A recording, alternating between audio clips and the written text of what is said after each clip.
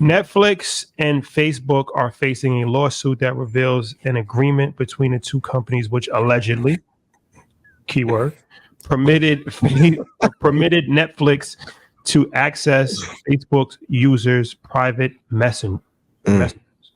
So what they're saying is that Netflix paid, was it $100 million? $100 million, yeah. $100 million for Facebook private messenger. Yeah. Well, there's more to the lawsuit. So inside this $100 million, they're saying that Facebook canceled Facebook Watch to keep Netflix, one of its top advertisers, to continue to put its ads on Facebook. So we're going to kill Facebook Watch. We're going to let you keep your ads. So the Netflix series and films, we're going to keep that going because we need the money, and we're going to cancel out all the competition. So you don't need to go to Snapchat. You don't need to go to any other social media.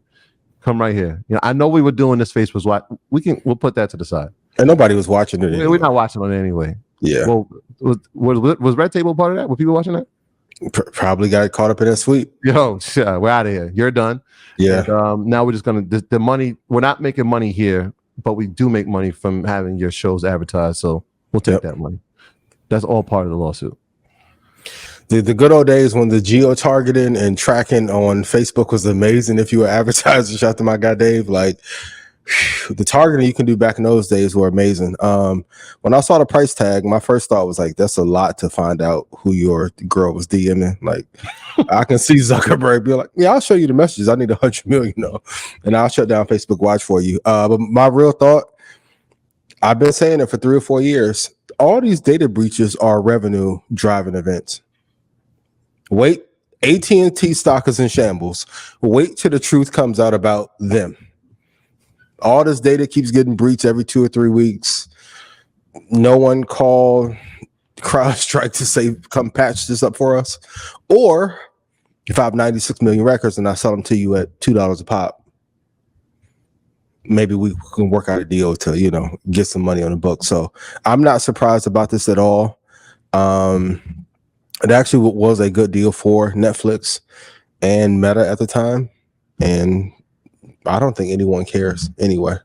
So, well, one of these things, anything that's free, you're the product. Absolutely. And data is the most valuable commodity in the world. The new oil, right?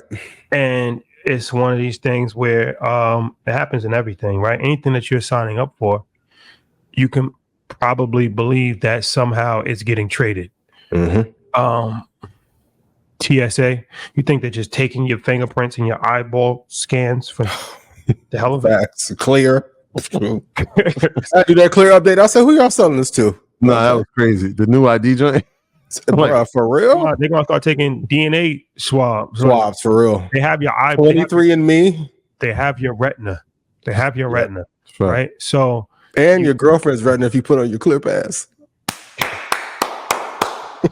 So get new eyelashes. So all of this information, all this information is being sold.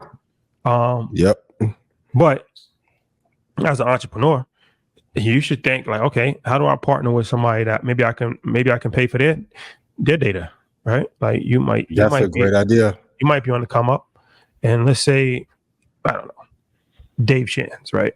Say he has 100,000 people on his email list, and you're an up and coming entrepreneur. Maybe you approach Dave Shands and say, hey, can I get your data? Can I get an email blast? Yep. So you have to see what's being done on the highest level possible and see how you can utilize it. Yeah. And the thing about it is that email blasts and stuff like that, that's legal.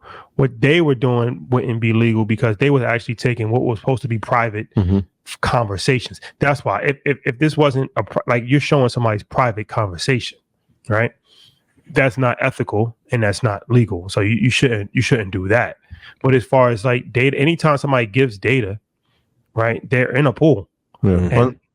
Unless it's not legal, and they like in the fine print they said that in the services and agreements. Yeah, you have to have that service and agreements, which I don't know if anyone reads. I shouldn't say no one reads. Maybe somebody does, but if it's not there, if you don't have the service, then that becomes illegal. Well, Where it's like the third party search. But it's pretty standard. Everybody has that now. It's pretty standard. Like everybody has the service and agreements that hey, this data would be used. Like you sign it. And Oh, you see the Spotify one? I ain't see they got a new one. I just seen that they raised the prices. Shout out to Daniel. Universal really got their hand in its pockets. So if you are an Audible author or like a book author, they can take any characters, any storylines from your books and make derivative works off of them and turn them into movies and not pay you a dime. Yeah. Podcasters, y'all in trouble. Y'all thought Adam 22 broke the internet. Wait till you upload. What was that? Adam 22. I've been telling y'all for a year. Finito. He did a male scene. 55th. He won't be up there too much longer. Vlad, you a sucker, man. Rick baby said, "Oh, Vlad, you a sucker." I heard that slick you talking.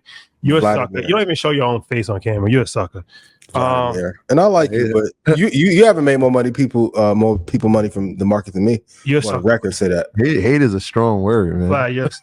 Ever since Shannon dropped that Cat Williams, the black hate that came out strong this year. Vlad, you're a sucker. Strong word, bro. And that's the sad thing about it, right? Like, who does anybody want to be like? Who wants to be DJ Vlad? Like, you ever see him before? Like, you know what I'm saying? Like, let's just be honest. Like, you ever see him? Like, I couldn't imagine any kid or any young person that has aspirations to actually want to be him. Like, have you seen him? That's why he don't show himself. This is why he doesn't show himself. He do an interview with like Faison Love and talk while he's showing Faison Love. You can't make this shit up. Shout out to Vlad from Ethereum and Vladimir Putin. Vlad, we left you on red, bro. We left you on red because you were lame. He wanted to interview us last year because for InvestFest, he was like, "Hey, I love what you guys are doing. I want to interview you." And we read it and never responded because we got our own platform. We don't need to run to your platform to boost your views and clip it up 18 different ways, and you have us in a dark room with you sitting behind trying to get us indicted for something, asking about incriminating things that's going to get somebody 10 years to life in prison. I'm good. Vlad, you're an idiot. I watch your stock tips. It's like, oh, I brought Home Depot stock. Because I went to Home Depot like years ago. Like I seen these tips that he's talking about. He's like, I made my friends rich off of this. I made millions of dollars and I never asked for any kickback. Who asks for a kickback for giving? This show is free, for the record. So everybody who said it, this show is free. The name is Vladimir. Like, bro, you're not even a guest in the culture. You're literally in the outhouse. And these dumb people that come on your show made you have a platform because people just love selling out the culture any chance that they get. But you're not a DJ. Your name is Vladimir. He was the DJ back in the day. He had the little Tupac mixtape in 2004. When Rick Ross caught up to him, hands and feet. Harlem Shake. Troy Girishad, yo. Hands and feet on that boy. Shout out to DJ G-Dep. Allegedly. Total Eclipse. Welcome home, G-Dep. Welcome home. My God. Allegedly. Make this money. Allegedly. Ain't no way it can take this from me. Allegedly. Ain't no way. Hands and feet. Yo, nobody ever put their hands or their feet on me. That's another thing. You better keep your hands to yourself. Nobody ever put their hands and feet on me. You guys out here have gotten assaulted and foot massage. Other than sue. You got assaulted and the only thing that you did was sue somebody. First call to action. Sue me. Touch me and I'll sue. Oh man. All right. Crazy. Total Eclipse. But Adam, but once again, outwork the vultures. Adam, you that wrong for that. And no disrespect. That was real? No, I'm not saying you saw it, but I'm saying no disrespect to anybody. Yeah, that was real? No disrespect to anybody. I'm asking because I heard, but I can't confirm that. That was real? Adam, you dead wrong for that. Because you're doing it for clout.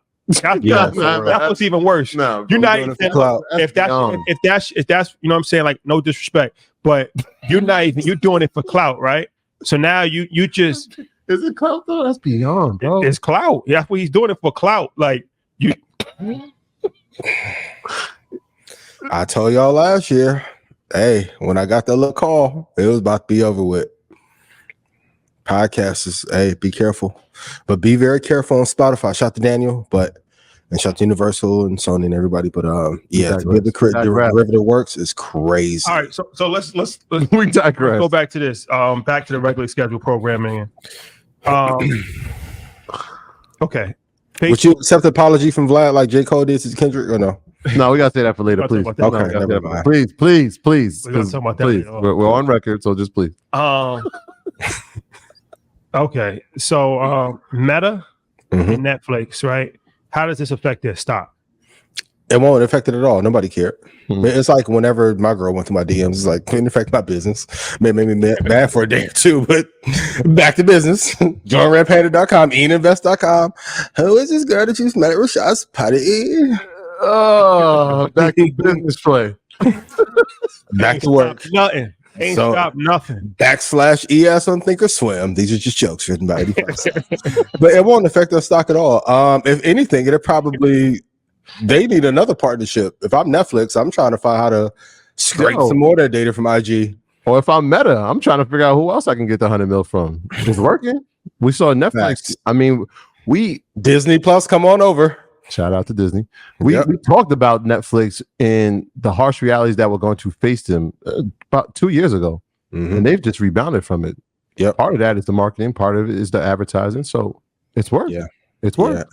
And the revenue they're saying on IG is even more profitable advertising there than some of the competitors, like, of course, Amazon, Hulu, etc. So, I mean, they have a media dynasty. Definitely the easiest ad platform to use in comparison to anyone else. So, I think they need to find more partnerships. Maybe Hulu, Max can probably use that partnership. ESPN was the first person I thought of. You better go over there and advertise Pat McAfee show more.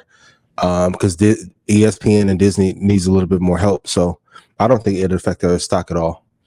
ESPN. All right. So let's give a futures trading tip of the week. Yes. Okay, so write this down. Have a 20 period moving average, 200, 100, 400. So like last Thursday, if you look at the S&P 500 or the ES future, when it broke down the second half of the day, if it goes through 4 moving averages, it's usually not going to recover. So you want to have a longer target. If it breaks through 4 moving averages on an hour time frame, let that trade run for a longer target or let it run all day. And the inverse is true. So if it goes up through the 20, the 100, the 200, the 400 moving average, let that trade ride all day as well to be able to get more gains out of the market. Shout out to people in Red Panda. Some people was able to pull out 20, 30 grand last Thursday and Friday doing that. So whenever the market breaks through multiple moving averages, especially on the downside, it's usually not going to come back up. The next day it had a nice little rebound, but that day it's not going to come back up. Going back to that time decay thing you were talking about, if you trade intraday and a move breaks down at 12 or 1 o'clock, it's not going to rebound through all those moving averages by 3 p.m. Central. That's important. That's important to know. Yeah. Like you'll sit there like, oh man, is it going to reverse? Is it going to reverse? Not enough power. Yeah. Momentum and trends it's a real thing. It matters so much, especially on the intraday side. Usually once the stock is moving or instrument is moving in one way, it's going to stay that way for a long period of time unless some amazing news comes out.